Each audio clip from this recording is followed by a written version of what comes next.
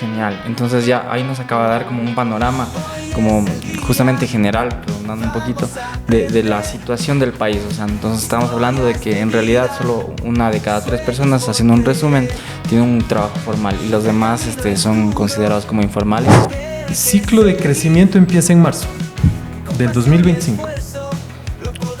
Eso estamos hablando de un mes y una semana de que empieza el crecimiento de 2 años. El crecimiento de 2 años. Una vez escuché que el subempleo hace mal al país, porque son personas que no están pagando impuestos o son personas que no están registrado y tal eso. ¿Es verdad eso? Inspiración que brilla en cada podcast. Escucha el podcast de los Torres. Sí, los emprendedores. Y Manaya Machicuna, gente, o como decimos acá, Cubo Mijines. Otro capítulo 13. Contentos de poder hacer otro día de capítulo Ñañelito. ¿Y por qué estamos con la misma ropa? Porque grabamos el mismo día. Sí, no nos juzguen, la verdad es que ustedes no saben que es bien complicado, hermano. Es complicado, pero la verdad, gente. para nosotros en realidad es siempre un placer estar acá con todos ustedes.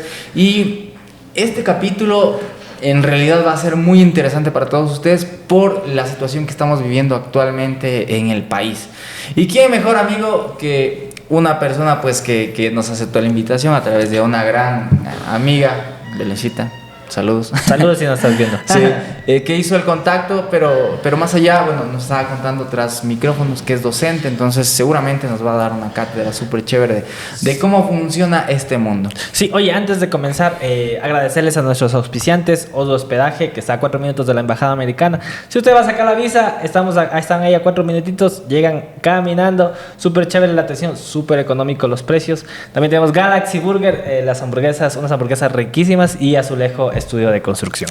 Exactamente, y no para darle tanto preámbulo porque la gente se nos aburre, porque solo dicen, solo están hablando estos manes, ¿no? Solo publicidad, solo publicidad. Solo publicidad. Que de eso se vive, muchachos, de eso se vive. Queremos presentarles a una persona que, como dijimos, es docente, es economista y nos va a hablar de este panorama. Con ustedes, el grandísimo Ronald Freire. Un aplauso. Mi estimado Ronald, ¿cómo está? Buenas noches, bienvenido. Muchas gracias, chicos. Primero felicitándoles, que admiro mucho a personas como ustedes que hacen grandes esfuerzos por comunicar, por generar conocimiento, por generar ideas en una ciudad, en un país que tanto necesita conocer más información. Así que un gusto estar aquí. Muchísimas gracias, lo hacemos con mucho cariño, como decimos aquí. Queremos verle a Riobamba en un lugar muchísimo mejor en el que estamos. Ecuador, amigo. Y al Ecuador también, señores, estamos de aquí, de Riobamba para el mundo es esto. Exactamente, Oye, sí. Ñelito, comencemos con la pregunta de cajón. ¿Te parece? Sí, siempre, esta es la pregunta de cajón, mi estimado Ronald. Uno cuando está en la universidad no dice, pucha, ¿qué será? Y uno se va con los panas, ¿no? Y dice, no, pucha, vamos acá a auditoría porque van todos los panas. Vamos acá a diseño. Vamos a la FADE porque allá hacen fiestas. Pero, ¿por qué nace el gusto por la economía? O sea, digo, no sé si a temprana edad tuvo algún roce con este tema o de pronto dijo, no, yo soy buenazo para hacer proyecciones desde Guam. Bueno, siempre me acuerdo, siempre tengo un grato recuerdo de un docente que yo tuve en 4º curso en mi colegio. Para los más jóvenes hoy podríamos hablar de primer año de bachillerato, en ese entonces 4º curso, en donde por una decisión de cambio de las materias en el colegio, deciden que los estudiantes de 4º curso tengamos la materia de economía.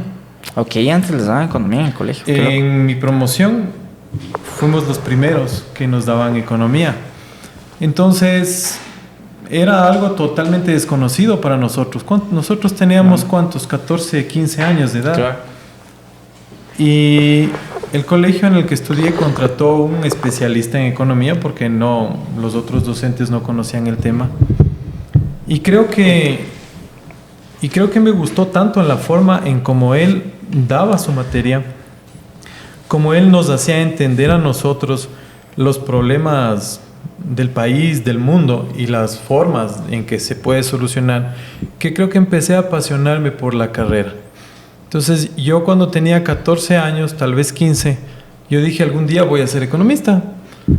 Y pasa que cuando yo ya estaba por terminar el colegio, había una particularidad, que en la ciudad donde yo estudiaba, mi ciudad natal, no existía la carrera de economía. ¿De dónde es usted? Yo soy ambateño de nacimiento y riobambeño de corazón, como siempre lo digo. Como nosotros, yo ¿De ley? igual. Latacungueño de nacimiento, ribambeño de corazón. Uno hace patria donde a uno le reciben con cariño, y acá me han recibido a mí desde los 17 años. Entonces no existía en Ambato la carrera de economía. Por lo tanto, la gente de Ambato que quería estudiar economía tenía que viajar a Quito, tenía que viajar a Guayaquil o tenía que viajar a Cuenca.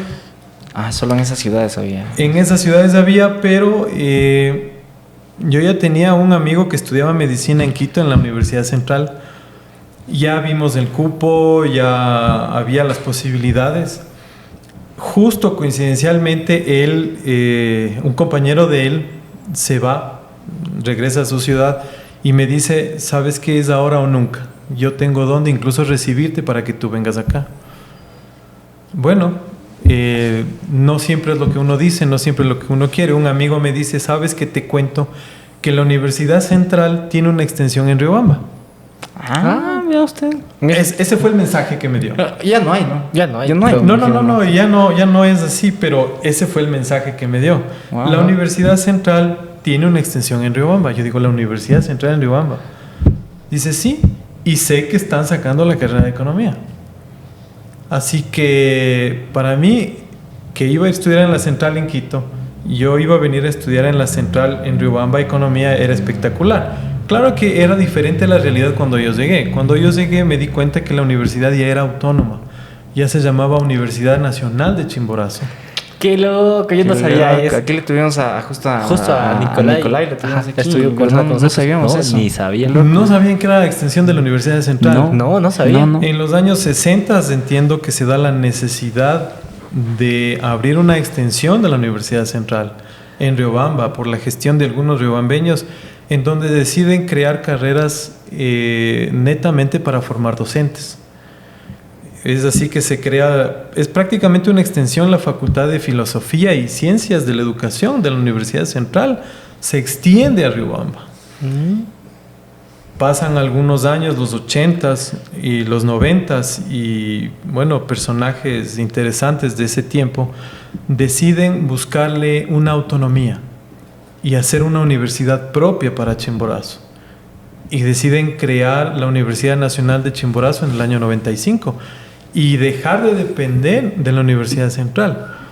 Al crear la Universidad Nacional de Chimborazo con carreras autónomas, crean derecho, crean auditoría, una infinidad de carreras, y en el año 1999 crean la carrera de economía, con personas de otras partes, economistas riobambeños también, y esa es la noticia que yo me enteré. Entonces dije: usted llegando de aquí soy. Vamos a Riobamba, y vinimos acá a la primera promoción de economistas que empezamos en el año 99. Y han pasado 25 años. 25 Ya vamos años, a cumplir, este año vamos a cumplir 26 años. Vea usted. Y aquí estamos. Oye, ve si ahora ahí las personas que nos están viendo, si son de la UNACH, a ver si sabían ese dato. Yo me enteré, Sí, y eso, ¿no? que vino el rector, Todos muchachos. los días aprende algo nuevo, amigo. Sí, Es importante, es un amigo buen- mío. Pero, bueno, llega un ambateño, como dice, con corazón riobambeño acá a la ciudad. Y se pone en este tema de economía. Y claro, a ver, cuando decimos economía, la gente dice: es la plata que yo tengo en la casa, es mi economía. Dicen: sí, has escuchado esos términos, ¿no? Pero nos gustaría como ampliar nada más como un preámbulo para las preguntas que queremos hacer, que nos interesan a nosotros los emprendedores de este panorama. Pero como para que alguien que no ha sabido en su vida qué es economía, le podemos explicar como a breves rasgos qué significa. Claro, ¿y para qué sirve la y economía? para qué sirve la economía. Bueno, el concepto central, podríamos decir, de la economía, que es un economista, o la economía como ciencia, es la que administra, gestiona, busca los recursos y la adecuada redistribución de los mismos. Hablemos en distintos tipos de economías, hablemos de economías en países, en economías locales, en economías empresariales. Por supuesto, la economía, al igual que otras ciencias, tiene una ramificación muy importante. Hablamos de economistas que se especializan en medio ambiente, Economistas, ¿no? economistas que se especializan en el sector empresarial, economistas que se especializan en comercio exterior, economistas que se especializan en el tema de las finanzas, como es el caso mío, que a través de los años me fui especializando en el tema de las finanzas, etcétera, etcétera. Entonces, el concepto de un economista se entiende que es un profesional que conoce cómo se gestiona, cómo se generan y cómo se redistribuyen de manera adecuada los recursos, y más que nada en tiempos o en países o en economías en donde los recursos son escasos y las necesidades son grandes. Ahí es la importancia de la participación de un economista, ¿no? Ok. Oye, qué Vea ustedes, eso ya tienen una idea, muchachos, ahora sí como para entrar. Ahora sí, entrando en materia, Entrando señores. en materia, que Vamos, es lo que nos gusta. yo creo que hablamos primero del Ecuador. Me gustaría saber, desde la opinión de un economista, ¿cuál es la situación actual de Ecuador cómo estamos en nuestra economía? Perfecto.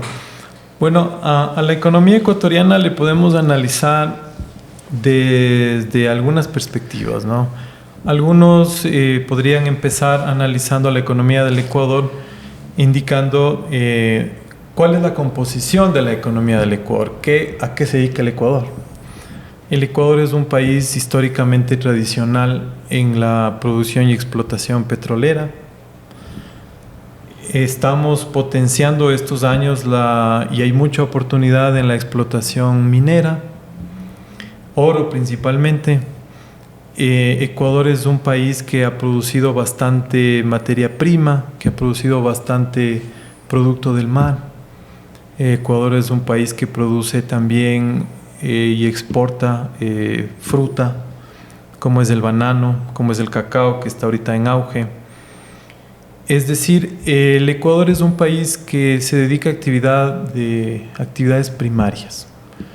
No podríamos considerar al Ecuador como un país que produce bienes terminados en su mayoría. Por ejemplo, a nosotros nos gustaría muchísimo que nuestros equipos sean producidos en Ecuador, nuestros equipos celulares, por ejemplo. Nuestras computadoras sean producidas en Ecuador. Sin embargo, el Ecuador produce productos primarios. Esa es la realidad nuestra. Constituido nuestro país en los sectores que hemos conversado, la población está un 32-34%, es decir, 1 de cada 3 ecuatorianos pertenece al sector formal. Eso quiere decir que 1 de cada 3 ecuatorianos tiene un empleo formal. Un empleo formal es alguien que tiene un trabajo estable, tiene una afiliación al IES, tiene un contrato. Hablamos que un 55 al 60% de personas económicamente, hablando de las personas que están dentro del sector que pueden trabajar, es decir, mayores de edad, un 55 a un 60% están en el sector informal. Eso significa que, como se clasificó en los últimos años, se dice subempleo también. Personas que tienen actividades independientes, no muy formales, o personas que trabajan y no tienen afiliación al IES, etc.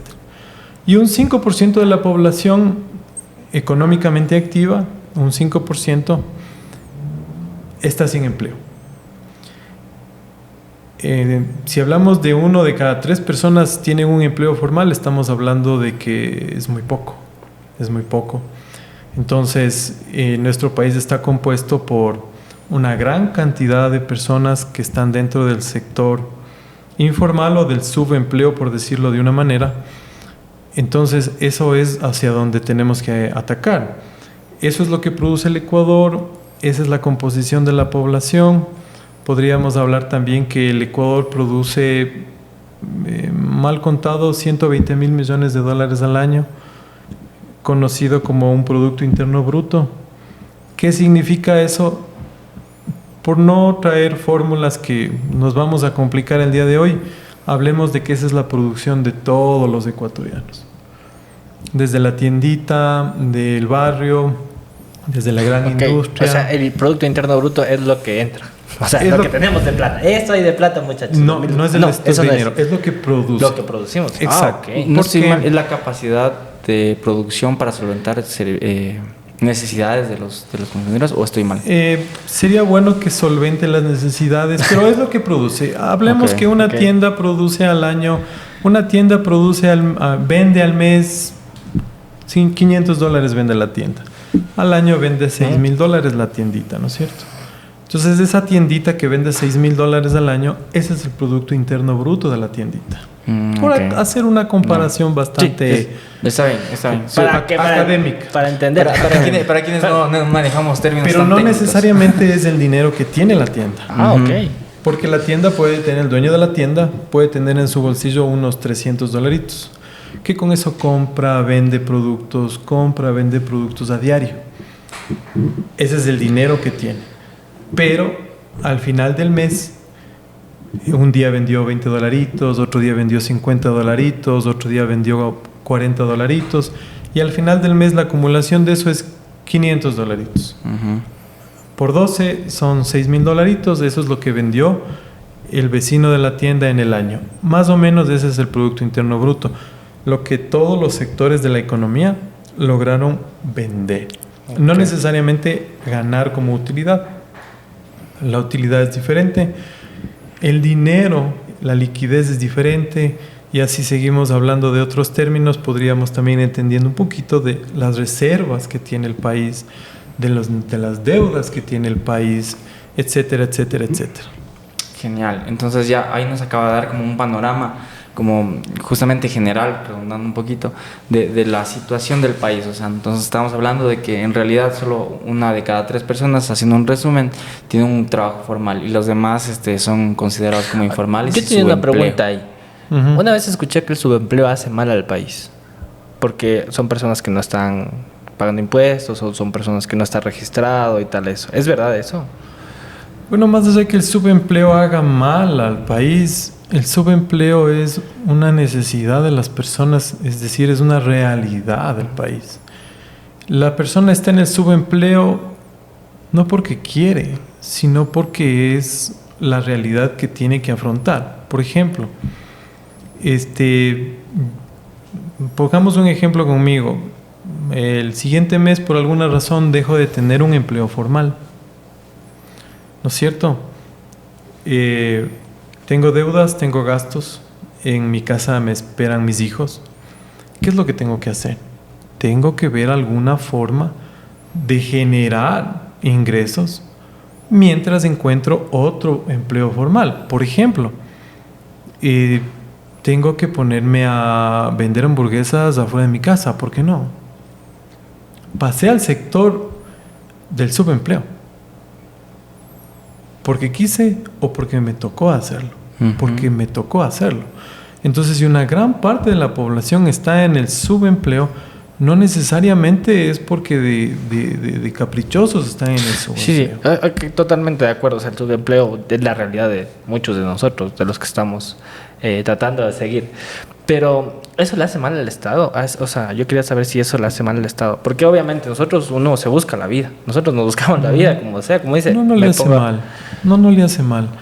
El subempleo podríamos ir dividiendo, podríamos ir sacando mucho más análisis del subempleo, pero el subempleo, el Ecuador es considerado, los ecuatorianos somos considerados en Latinoamérica como los emprendedores número 1. Sí, pero Sí. los que más fracasan. Pero bueno, tenemos el espíritu emprendedor, ¿no? Ujú. Y ya vamos a ver por qué es el fracaso. Eso significa muchísima gente que se va del país y que ahora les están repatriando. Muchísima de esa gente es gente de trabajo, gente valiosa, gente de empuje. Por eso se va a buscar oportunidades en otras partes, porque tal vez sienten que aquí ya no las hay. Entonces, el subempleo genera trabajo. Me empieza a ir bien en las hamburguesas y contrato a una persona y empiezo a dar empleo. ¿Cuándo podríamos entender que el subempleo no es tan bueno? Cuando mi negocio crece y yo no me formalizo y no apoyo con declarar impuestos. Le contrato a una persona pero no le afilio al IES. El empresario o el microempresario en este caso va a decir, es que no tengo plata para afiliarle.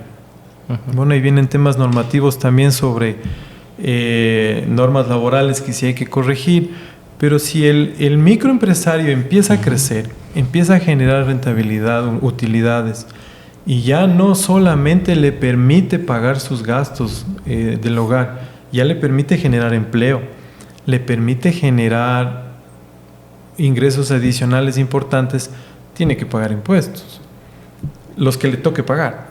Tiene que afiliarle al IES a la persona, a la señora que ahora está cocinando y al señor que ahora está cobrando y al señor guardia, porque ya mi local creció y en esta zona tengo que contratar a un señor guardia, tengo que afiliarles al IES. Eso es lo que ya no le hace bien a la economía. No que exista el subempleo.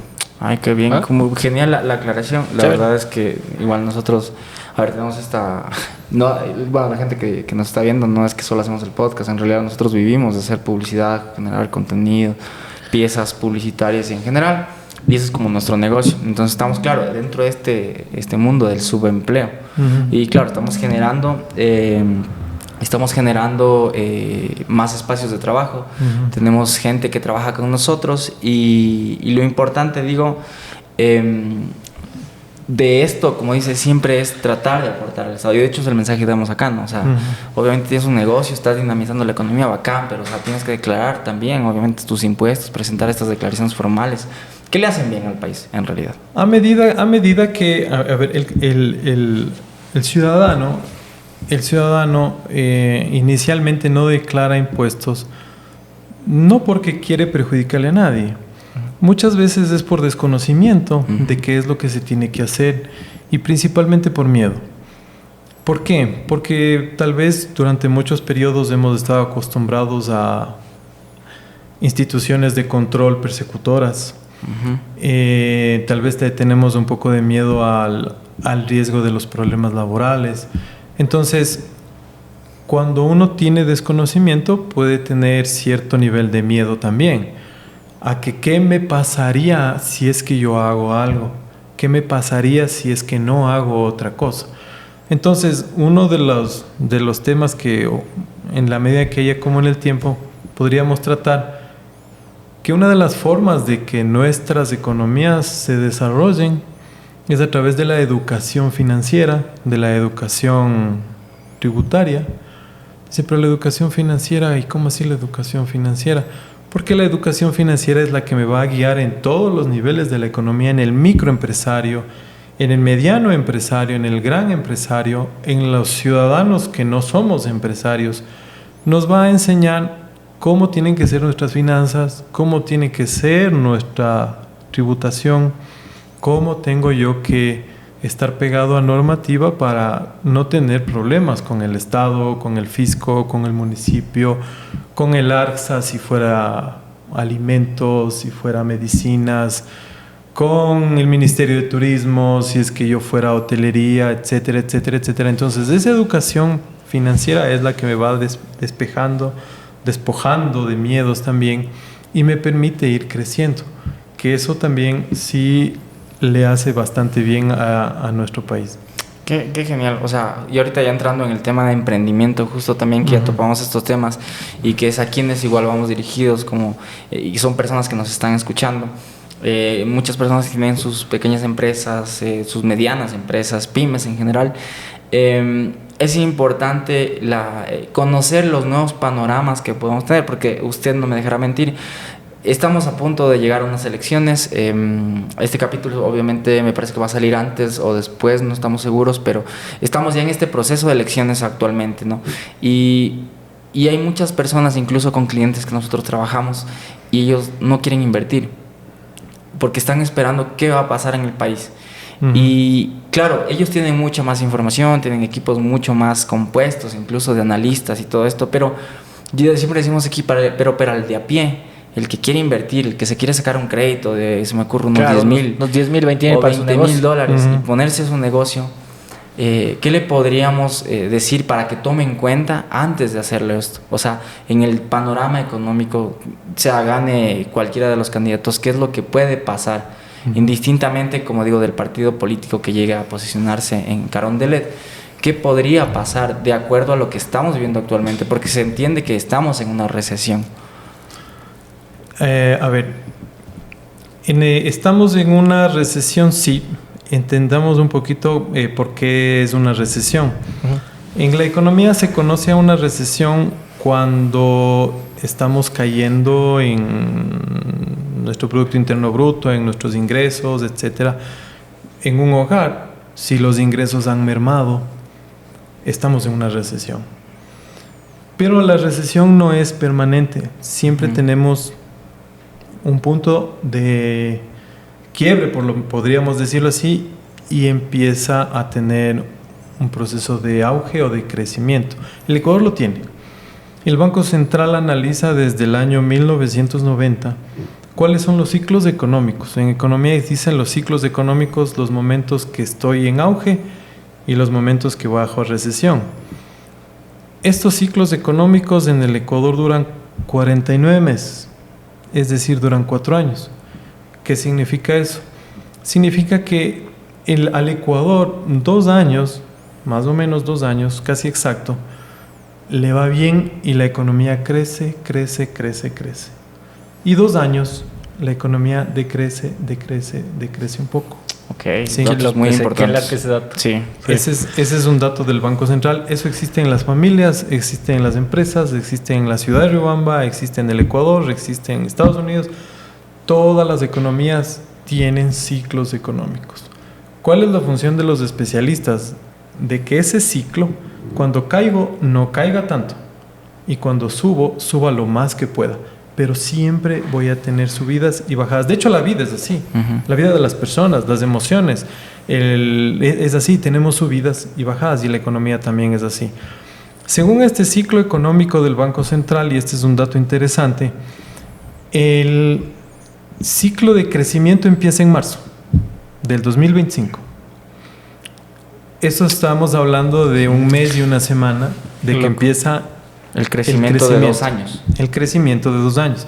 Ahora, no es que hacemos tronar nuestros dedos y el 1 de marzo las cosas ya van a estar bien. No. Si estamos hablando de la economía del Ecuador y estamos hablando de que empezamos a crecer, ese crecimiento es la sumatoria de todos los sectores de la economía. ¿Cuáles son los sectores de la economía? Es como en la casa. ¿Quiénes aportan a los ingresos del hogar? La mamá, el papá, me invento, el hijo mayor, me invento.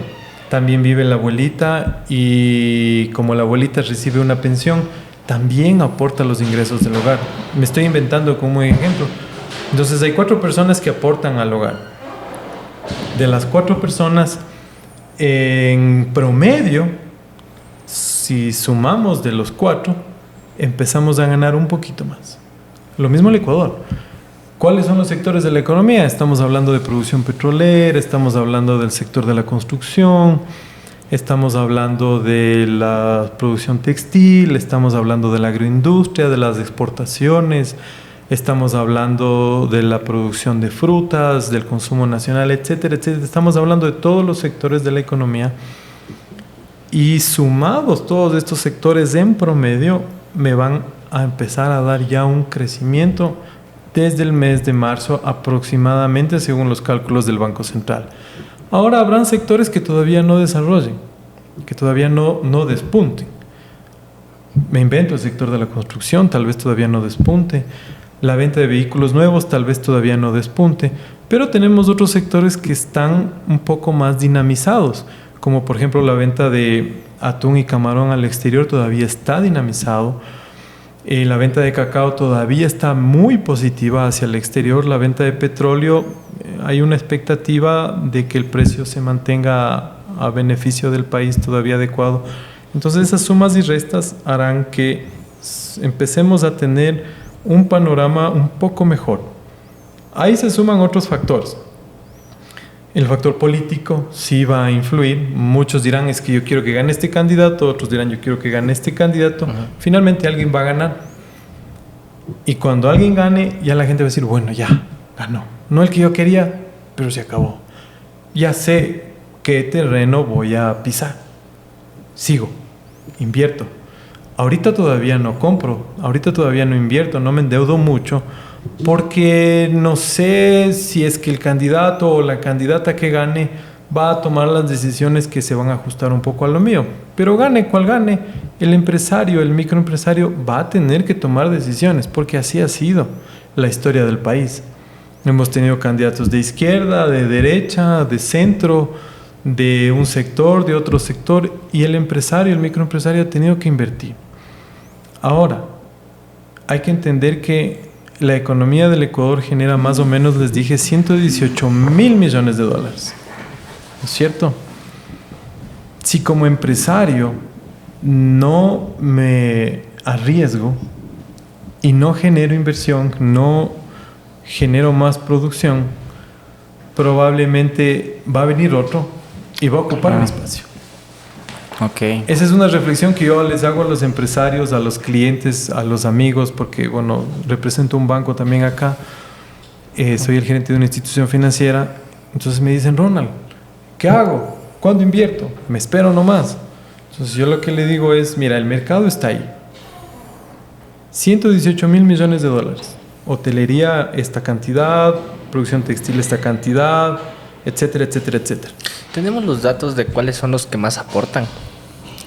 El dato que más aporta al Ecuador, ya voy a ver las cifras exactamente, pero siempre es la producción petrolera. Sí. Ah, ok. La producción petrolera es parte del Estado, obviamente. Una parte es del Estado, es la que mayor ingresos genera o representa al país. Ok. Les podría decir con cifras tenemos agosto del año anterior, no tengo a diciembre, todavía no han salido las cifras de diciembre. Pero, por ejemplo, el petróleo ha tenido un ingreso de alrededor de 6.700 millones de dólares. Que es la producción y venta petrolera. El camarón, 4.600 millones. El banano, 2.540 millones. Minería, atún y pescado, cacao, flores, manufactura metálica, madera, etcétera, etcétera, etcétera. Siguen, suma y suma. Se van sumando. Para la gente que quiera enterarse de estos datos, ¿dónde los podemos encontrar? Bueno, hay mucha información que tiene el Banco Central, mucha información que tiene la Superintendencia de Bancos. A mí me gusta revisar la información que tiene la Asociación de Bancos Privados y el Grupo Cordes de Ecuador.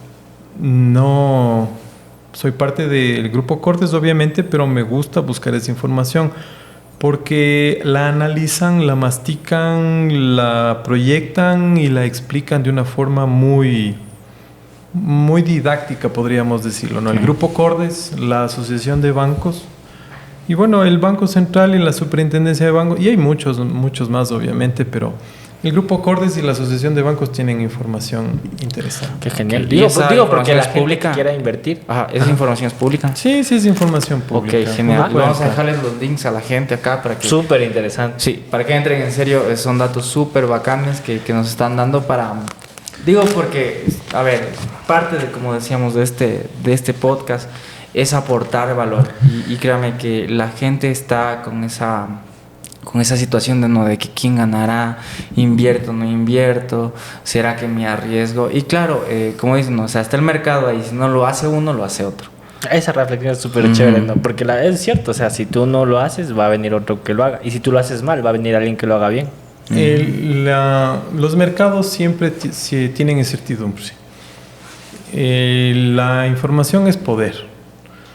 Las personas, los dueños de negocios, los empresarios tienen que buscar información de calidad porque esa información les permite tomar decisiones. Pero siempre el mercado es incierto. Hablemos de la economía número 1 del mundo, Estados Unidos, con su bolsa de valores donde se negocia la mayor cantidad de dinero en el mundo. Pasa algo entre Israel y Medio Oriente y Siria y los mercados se ponen nerviosos. y caen la bolsa de valores. ¿Qué significa eso? Que la gente que compra y vende acciones, que la gente que está dentro de los mercados bursátiles, ante una situación mundial, también se pone nerviosa. Y si se pone nerviosa, se asusta y deja de comprar acciones, por ejemplo. Si no, yo quería comprar acciones de esta empresa inmobiliaria que está creciendo en Nueva York, pero con esto que está pasando en Siria, capaz que hace daño a los precios del petróleo y Estados Unidos dedica dinero, no sé, para otras cosas, entonces dejo de comprar acciones. Entonces el mundo es una percepción. El mundo es una percepción. Muchos lo van a percibir de una manera, otros lo van a percibir de otra manera. Otros dirán, no, las acciones están bajando, es momento de comprar. Otros dirán, no, las acciones están bajando, es momento de vender. Entonces, el uno decide, el otro decide, y quien tiene más acceso a información de calidad es quien tomará la mejor decisión. Bueno, pero eso pasa en Estados Unidos, Ronald, estamos en Riobamba, estamos en Ecuador. También tenemos información valiosa acá. ¿Cuál es esa información valiosa la que yo necesito saber? Dependiendo a qué me dedique o a qué me quiero dedicar, yo necesito saber cuáles son las líneas de desarrollo, los polos reales de desarrollo que están aprobados en la zona urbana y rural de Riobamba. ¿Para qué? Porque tal vez ahí va a crecer el sector de la construcción. Y tal vez ahí tengo que comprar un lote de terreno porque en 3 o 4 años haré 5 o 10 casas y me van a comprar rápido porque ese es el polo de desarrollo, es información. ¿Qué otro tipo de información? ¿Será que viene un nuevo supermercado y ahora yo que tengo una tienda aquí, será cierto que viene un supermercado al frente? Entonces me pongo a averiguar qué mismo va a pasar. Podríamos citar muchísima cantidad. El sector agrícola está tan escaso de información, tan escaso de asesoría, que la gente produce en función de las típicas estaciones climáticas, claro, en función del abastecimiento de semillas, en función de una oportunidad que sienta porque tiene agua de regadío o porque no la tiene. Y ahí sí ya es la responsabilidad de los organismos del Estado dar una asistencia técnica real para tratar de bajar la oferta en cierto tiempo y subir la oferta en cierto tiempo. Okay. Porque el Estado lo hace. Cuando hay escasez de papa, venga papa de Colombia. Cuando hay escasez de huevos, un ejemplo, venga huevos de Colombia, no sé, para regular el mercado. Pero mientras un microempresario tiene la capacidad de acceder a mayor información, le va a ir mejor. Y obviamente a buscar una educación, como hablábamos hace un rato, una educación financiera, en donde yo aprenda a administrar mis finanzas en el nivel en el que estoy. Si yo soy una persona que tengo una producción de fresas en Quimiag, por supuesto que tengo acceso a educación financiera al nivel que necesito. No estamos hablando de la Cemento Chimborazo. También necesitarán educación financiera sus directivos, sus directores departamentales. ¿Para qué? Para que tomen decisiones de más calidad. La educación financiera no solamente es para el más pequeño, es en todos los niveles. De esa forma se pierde el miedo de lo que va a pasar en la ciudad, de lo que va a pasar en la provincia, y tengo información y me atrevo a invertir o no. Ahora, para no salirme de la pregunta y tratar de responderla totalmente, el segundo semestre de este año va a ser mucho mejor que el 2024 y que el primer semestre del 2025. Va a ser mejor por muchas razones, porque ya va a haber una persona que esté en la presidencia, ya va a haber cierta estabilidad. Se espera que en un periodo largo. Se espera que en un periodo largo. Lo mismo la asamblea. Y el ciclo económico, indistintamente del tema político, el ciclo económico tiene que haber ya empezar un cierto crecimiento en algunos sectores de la economía. Habrán ya desembolsos del Fondo Monetario Internacional. Nosotros como país tenemos multilaterales que nos prestan dinero. Esa plata es necesaria que entre a la economía y ese dinero será traducido, esperemos, en pagar a proveedores que están pendientes, proveedores de la salud, proveedores que les están debiendo el Estado de otras áreas. Se espera que haya ya empiece la obra pública o que continúen proyectos que han estado algo estancados y no han avanzado por temas políticos o por falta de dinero. Entonces, esa liquidez se espera que entre ya a la economía en el segundo semestre en especial y del empiece 2025. de este año 2025 y empiece a generar un poco más de confianza en el ciudadano. El ciudadano vea ya una estabilidad, cierta estabilidad ya política y diga, vamos, y empiezo a endeudarme. Empiezo a endeudarme o empiezo a sacar mis ahorros. Qué increíble. Me encantó este panorama. Créame, Ronald, en serio no sabe la cantidad de valor que estamos aportando. Yo le agradezco un montón. Sí, porque, a ver, nosotros como emprendedores también ya podríamos decir que somos una pyme, amigo. Ya estamos con 5. Ya estamos por ahí creciendo. Es importante conocer estos datos de la mano de un especialista. Tanto en el tema de la banca y con estos panoramas tan claros y con datos tan reales, ¿no? Porque aquí podemos venir a decir un montón de maravillas, pero si es que no están basados en algo, o sea, sería como muy raro como contarlo acá y que la gente no le vaya a funcionar y de pronto vaya a tomar una mala decisión. Importante, justo lo que me encantó el panorama que nos dio, porque hay muchas personas que no, es que, a ver, el presidente allá, que se estén matando ellos allá, porque al final yo sigo trabajando en lo mío y eso no me afecta. Y justamente es lo que nos acaba de decir, que es un error, el no estar informado, el no estar con estos datos al día, porque pueden llevarnos a tomar malas decisiones. Y es lo que se ha vivido durante mucho tiempo en tema de economía, en recesiones, en auges, que claro, la gente que le va bien no es en realidad, claro, obviamente es porque se levanta a trabajar todos los días también, ¿no? Porque tiene un plan de vida, tiene un objetivo y toda la nota, pero también es porque tiene mucha información y justo eso es lo que está pasando actualmente. Hay un gran libro que siempre recomiendo, es un libro súper básico en tema de finanzas personales, que es Padre Rico, Padre Pobre, y él justamente habla de esto, de esta nueva etapa que está viviendo la humanidad, de que tiene la información, tiene el dinero. Entonces, que ha ido evolucionando en todo este tema. Y es súper importante conocerlo, porque para invitar a las personas que nos están viendo en serio, que si van a invertir, háganlo. En realidad la ciudad lo necesita, necesita esto, pero necesitamos emprendedores informados, ya, para que puedan llegar a tener este éxito que tanto queremos, porque en serio, ganamos todos, muchachos. Ustedes están emprendiendo, ganamos todos porque le pueden dar trabajo a gente. Nosotros empezamos siendo los 2, ahora gracias a Dios somos 5, estamos pagando sueldos, estamos inyectando economía, y esta dinamización que se necesita en la economía igual de la ciudad. Entonces, pero como dice Ronald, informados, no ir como a la ciega, porque va a ser muy complicado. Yo tenía otra pregunta, amigo. Muchos hablamos de crisis. O sea, de hecho, en campañas políticas lo que más se habla, creo que se ha prostituido hasta cierto punto esa palabra, la crisis económica. Vimos en el debate, pero dicen, no, que el Ecuador estamos en crisis. Pero claro, o sea, el de a pie, nosotros ahora, porque claro, es crisis. Te dicen, o sea, crisis, vos chuta, estamos hechos pedazos. Estamos ya mejor me voy a Estados Unidos, mejor me voy a otro país. Primero, tenemos una crisis económica en el país y otra, ¿qué es la crisis económica? Ya, lo que tú indicas es importantísimo comentarlo. ¿Por qué?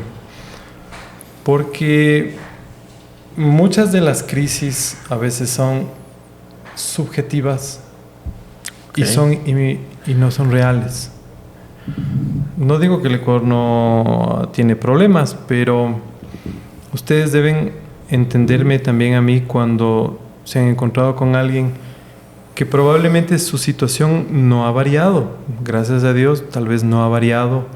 Sigue con su actividad, con su empleo o con su negocio. Pero él dice que estamos en crisis, pero él no está en crisis. Entonces la crisis a veces se la toma para el lado político. A veces es un tema muy populista, perceptible, muy populista, que se utiliza para muchas cosas. Desde que yo tengo uso de razón, los políticos han hablado que estamos en una crisis. Provocada por quienes, generalmente por ellos. ¿No es cierto? Ahora, una crisis estamos hablando de cuando estamos en una situación crítica, de cuando generalmente podríamos estar en un proceso de recesión, de cuando la economía tiene muchas dificultades. El Ecuador lo ha tenido, sí, pero no todos los sectores. No todos los sectores han estado mal todo el tiempo. hay muchos sectores que han tenido buenos tiempos, muy buenos tiempos. Hemos tenido un boom petrolero durante 2 veces en nuestra historia. Tenemos ahorita un boom cacaotero. Los últimos años les ha ido extraordinariamente bien a los exportadores de camarón y de pescado. Sí, Los ha ido lo escuchamos en extraordinariamente bien. números. Y qué bueno, por eso nuestro camarón es apetecido en ciertos países de Europa y en algunos mercados asiáticos porque tiene un sabor mucho mejor de los de esos países. Entonces, si tantas empresas han crecido durante tantos años, ellos estuvieran en crisis, no. Claro que hemos tenido otros sectores que no han despuntado, claro que hemos tenido sectores sociales que no han sido muy atendidos de acuerdo, pero hay una cifra interesante de cómo ha venido evolucionando la pobreza ya en números, ya no tanto de una manera subjetiva, sino en números. La pobreza en el Ecuador desde los 80s hasta la actualidad. Y la pobreza tiene subidas y bajadas hasta el año 2000, que empezamos la dolarización 99-2000. Y de esa fecha acá, la pobreza baja de una forma increíble. Probablemente me equivoque, pero la pobreza llegaba al 45-50%. Y en los últimos años la pobreza ha bajado a menos del 20%. Ok, es bastante. No es que en el Ecuador no hay pobres, claro que hay pobres. En el Ecuador todavía hay muchas necesidades, hay muchísimas necesidades, pero ya no tanto como antes. Ya no tanto como antes. ¿Eso qué quiere decir? Que el Ecuador en sí ha generado una riqueza importante. Hemos tenido una cierta estabilidad monetaria con el dólar. Sí. Y la gente se ha podido proyectar más a futuro, ha podido comprar más viviendas, vehículos, etcétera. El nivel de vida de las personas ha mejorado un poco, sí ha mejorado. La educación ha mejorado en los últimos años, sí ha mejorado. Entonces yo el tema de crisis más quisiera dejarlo ahorita como un tema subjetivo dependiendo cuándo y dependiendo cómo. Okay. Hay mucho por hacer en el sector salud y en el sector pobreza. Por supuesto que hay mucho que hacer. El Ecuador es uno de los países en que más necesita distribuir de manera adecuada la riqueza, pero realmente hacia dónde tiene que llegar. Sí, hay que hacerlo. Pero estos 25 años nos ha ido bastante bien. Han sido bastante, no extraordinarios, pero han sido mejor que 25 años sin dólares. Claro, en comparativa con los años atrás. Que no había dólares. Hay una pregunta también que yo quería hacerla. El dólar nos está haciendo bien a la gente, pero yo sé que el dólar le hace mal al Estado a veces, porque tiene que comprar el dólar, porque no puede regular la moneda como lo hacen otros países. ¿Es bueno o es malo el dólar? El dólar es bueno y malo. Más bueno que malo. ¿Por qué es bueno? Porque al ser la moneda número 1 del mundo, yo puedo hacer tranquilamente negocios a nivel mundial. Comercio exterior, compro y vendo dólares. La gente tiene en sus manos o en sus cuentas dólares. Entonces, yo sé que si hoy día tengo $100, el 15 de marzo de este mismo año, con esos $100 voy a poder comprar lo mismo que hoy. Si hoy con esos $100 me puedo comprar, me invento, una chompa y un par de zapatos, en el mes de septiembre de este mismo año probablemente me pueda comprar la misma chompa y el mismo par de zapatos. Ronald, pero eso es obvio. No es tan obvio cuando teníamos una economía como la de sucres. Cuando nosotros teníamos sucres, en los últimos años y en los últimos meses, el sucre se devaluaba en horas en función del dólar. Es decir, yo hoy tenía 1000 sucres que equivalía $1. Mañana al mediodía yo tenía 1000 sucres, pero ya no equivalía a $1, equivalía a 50 centavos de dólar. El fin de semana yo seguía teniendo los 1000 sucres en el bolsillo, pero ya no tenía $1 ni 50 centavos, ahora tenía 25 centavos de dólar. Es decir, hablando en comercio exterior, yo con 1000 sucres, es decir, con $1, le podría comprar a Colombia una canasta de huevos, me invento. Mañana ya podía comprarle a Colombia media canasta de huevos, con los mismos 1.000, porque ahora son 50 centavos de dólar. Y el fin de semana yo a Colombia ya no le podía comprar ni una cubeta, ni media cubeta, solamente le podía comprar 5 huevos. Ese es el dólar que ahora lo tenemos a nuestro favor. Pero, ¿por qué a veces no ha sido tan bueno el dólar? Porque no nos permite ser muy competitivos a nivel internacional. ¿Cómo? De la siguiente manera. El dólar le beneficia en comercio exterior. En comercio exterior tenemos personas que traen productos de otros países y los venden en el Ecuador. Pero también tenemos ecuatorianos que salen con sus productos y venden a otras personas en el exterior. Los unos los llamamos exportadores, los que venden cacao, banano en el exterior, flores, ellos son exportadores. Pero los que van y traen productos, por ejemplo, van a la China, van a Estados Unidos y traen productos de esos países hacia donde nosotros, a ellos los llamamos importadores. Entonces, en tema de comercio exterior, cuando yo vendo al exterior, sí me afecta el precio del dólar. ¿Por qué? Porque yo voy con una caja de camarones. Con una caja de camarones y le digo a los señores pongamos de Colombia, les digo, te voy a vender esta caja de camarones en $10, que para ellos esos $10 probablemente son 45,000 pesos. ¿No es cierto? ¿Sí, ya? Pero yo te voy a comprar en pesos, yo no te voy a comprar en dólares. Yo te voy a pagar aquí 45,000 pesos cada vez que tú me vendas esa cajita. ¿De acuerdo? En ciertas ocasiones tenemos que aceptar ese tipo de negociaciones en el exterior. Pero se devalúa el peso colombiano. ¿Sí?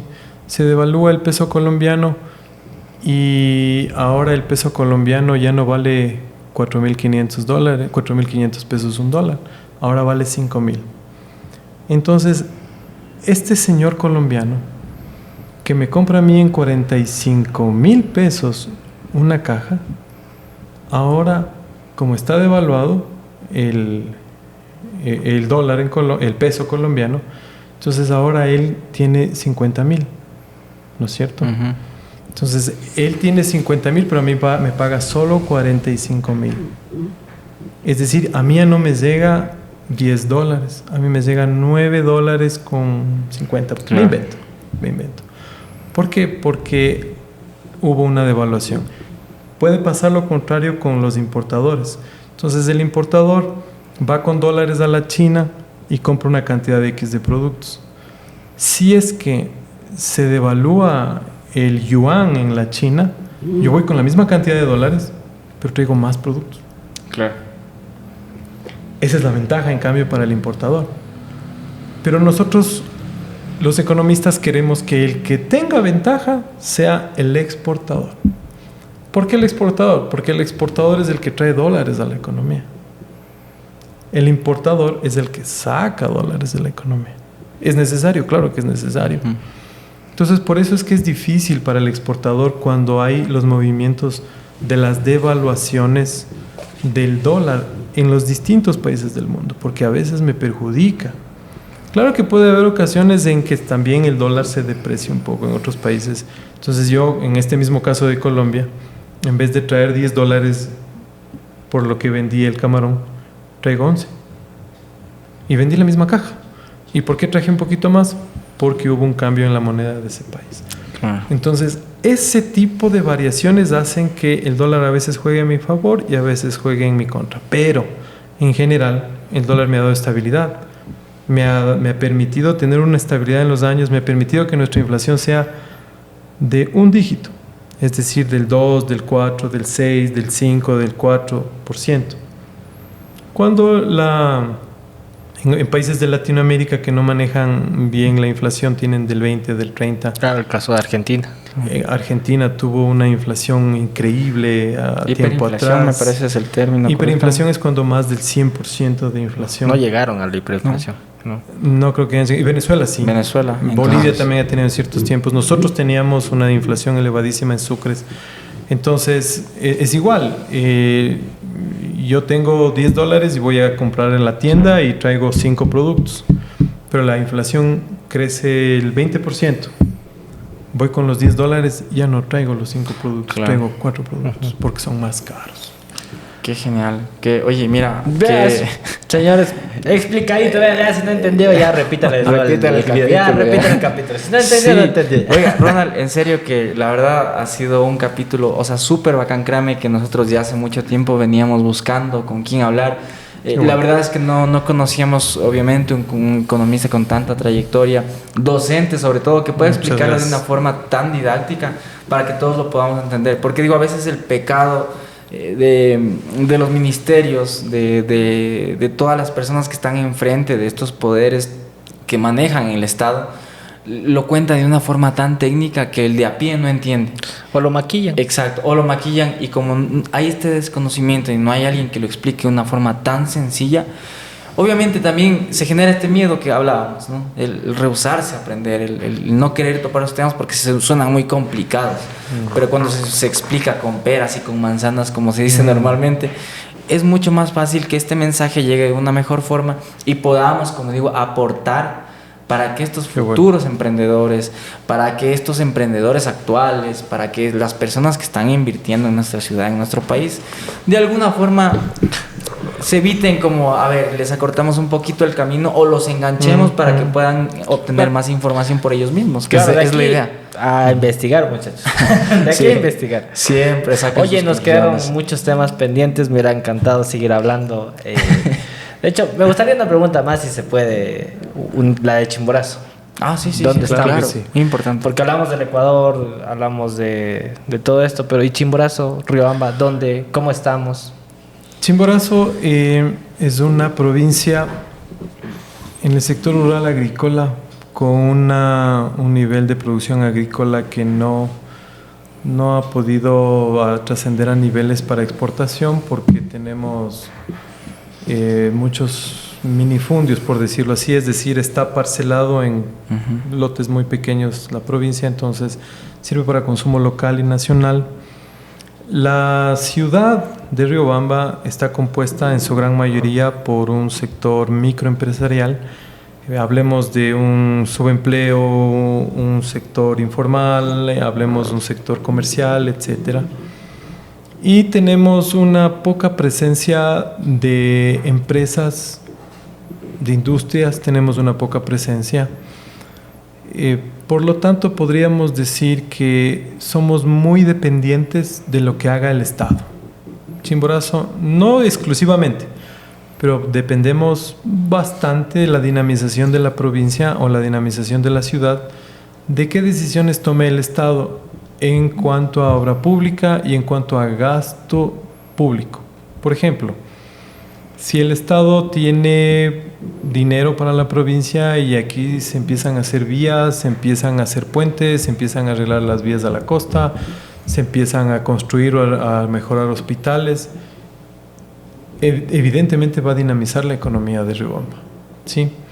Tenemos instituciones públicas y tenemos universidades que dependen del Estado, por lo tanto hay una cantidad muy importante de ciudadanos que son parte de este sector público.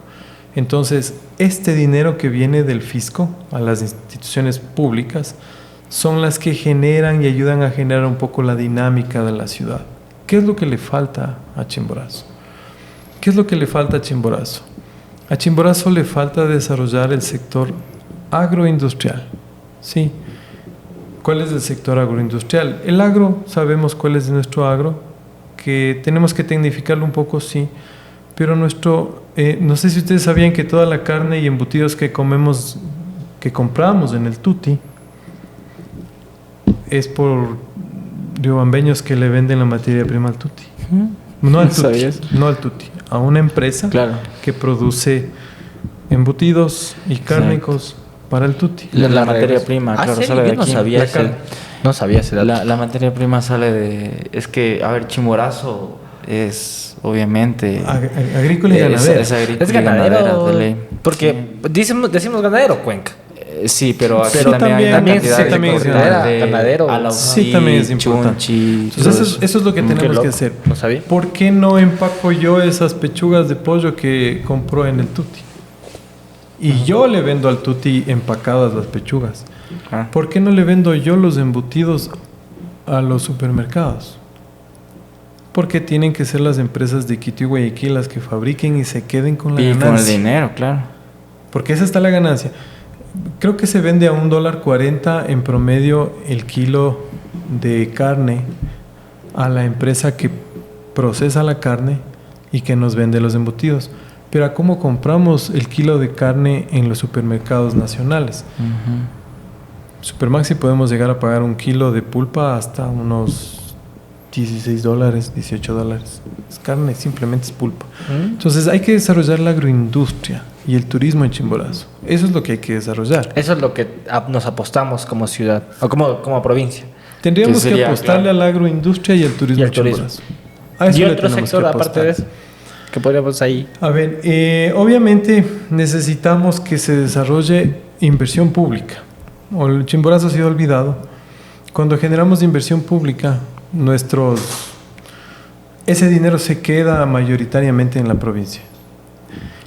Y generamos un efecto multiplicador, es decir, el constructor del puente compra 5 ferreterías, las 5 ferreterías pagan a una cantidad de empleados y el dinero se queda aquí, los empleados tienen estabilidad, se compran casas, los empleados se compran carros y así hablemos en todas. Y esa es una cadena que y se esa sigue es una cadena que se va.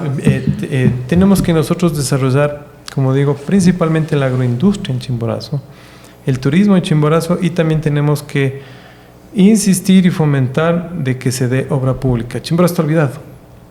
Se nos caen los hospitales, se nos caen las carreteras. Por ahí está.